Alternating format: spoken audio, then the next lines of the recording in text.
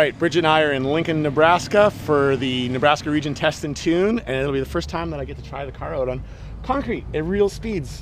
I'm pretty excited about it. And Bridget, it'll be your first time since we've done all the changes. What do you think of the digital dash? It's very cool. The digital dash is awesome. I haven't really had a chance to explore it, but there's lots of options on there, and it seems almost endless what you can see from the digital dash, and it looks fantastic inside the car.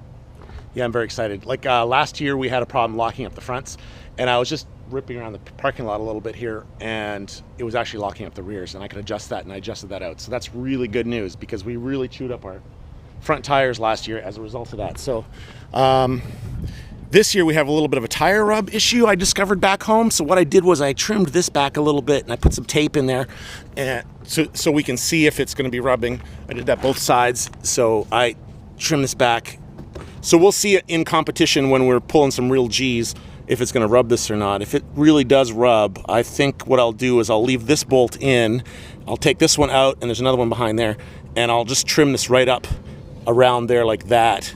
And then when I get back home, I'll maybe put another tab on the top here that'll for extra reinforcement. But anyways, feeling pretty good about this. Car is feeling good. So needs a paint job, but boy, oh boy, that thing is looking ready to rip. Yeah, it's so windy out here that the car is getting blown ahead on its own here, like it's just moving.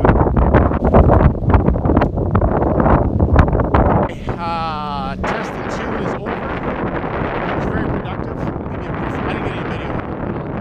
I got some of my iPhone stuff, so maybe I'll share that. Give you a brief rundown.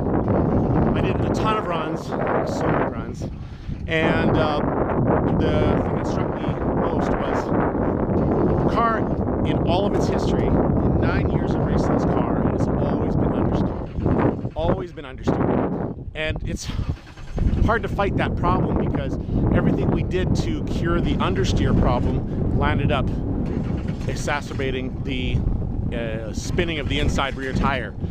So it's very frustrating because we never could find that sweet spot. You know, it was impossible to find that sweet spot. So over the winter, the change that I made to the car, you know, moving the weight closer to the center of the car and the taking 110 pounds out of it and then ballasting it back up with the lower center of gravity. Like I added like 35 pounds of lead right to the bottom of the car. These things have all added up to where now it's oversteery. We've gone too far the other way, but that's fine. Now we can deal with oversteer way better than we can deal with understeer. And the tire temperatures are perfect all the way across the tread, so that means that my camber and our starting tire pressures are all perfect. Like, it's surprising how accurate the tire pressures are. Like, they don't even vary by a degree across the tread, which is awesome. So we started off oversteery, still fun, super fun, oversteer, and we got on the blower with Ron Sutton, and he suggested a couple of shock changes, and most of it was lowering the rear roll center. So we lowered the rear panhard bar, kept lowering it, and on my panhard bar, I wish I had the rear off so I could show you, but on the axle side, it's just got holes, and the holes are 1 inch apart. So if you move one of those, you've moved it down 1 inch. It's not very accurate, you know, but on the frame side, it's infinite how the adjustment. So I just kept moving down the frame side, moving it down, moving it down, moving it down. And the car kept getting better and better and better and more planted, and I was getting faster and faster and faster. And then at some point, the bar went from pointing down towards the axle to pointing up at the axle, and it seemed to go too far. Like suddenly the car went into oversteer again, which was really strange. So of course I texted Ron Sutton about this, and he said to disconnect the rear sway bar. So I did that. Oh my gosh, the car felt terrible, like so unpredictable. Like it just, you know, it just was suddenly bad. And I came back and I was like, okay, I'm gonna put it back in its sweet spot. So I put the panhard bar, I moved it back up again, but only on the frame side. I moved it up a little bit, and I reattached the rear sway bar, and I stiffened the front sway bar. And I went out and I took a second off of my time. The car felt better. And I'm like, okay, good. It's time for Bridget to drive. So I put her in the car, and she went out and she came back and she's like, oh, it's terrible. It's unpredictable. And I'm like, oh, I didn't like it. And I'm like, oh, you know, that was disheartening. So then she grabs the steering wheel and wiggles it. And the steering wheel is like wiggling around, and well, what's this all about? So I tightened up the bolt that holds the hub on the steering wheel, and it was a little better.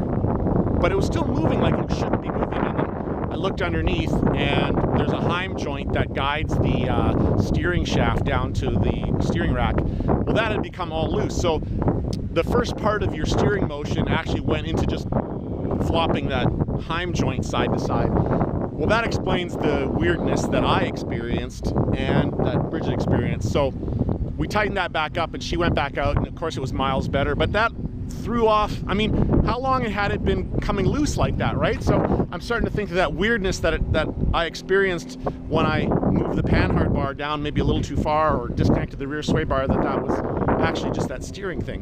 So we only had one more run before we had to go work the course. So I made a change, and the car was, you know, really good, but it's still oversteery. We still are getting more rear tire temperature than front tire temperature, which means it's oversteering. So this morning I made some changes for today's competition. So unfortunately I can't test anymore. But I lowered the entire rear. We'll see how today's going to go. That's how testing went. The car, other than that thing coming loose, the car performed flawlessly. And I have no overheating issues. As a matter of fact, it's so chilly out here. It's like 10 degrees Fahrenheit. So, no, not 10 degrees Fahrenheit, sorry. 10 degrees Celsius. And I don't know what that is in Fahrenheit, like 40 something. It's cold. It's cold. Never even had to run the fan on the radiator. The car just stayed cool. So no problems there. But anyways, yeah, it's fast and it's fun, and I had a really good time in it. So today is competition day, and I'm looking forward to it. And we're still going to keep messing with the settings between runs. But today I'll get some video of the car on the course. So watch for that.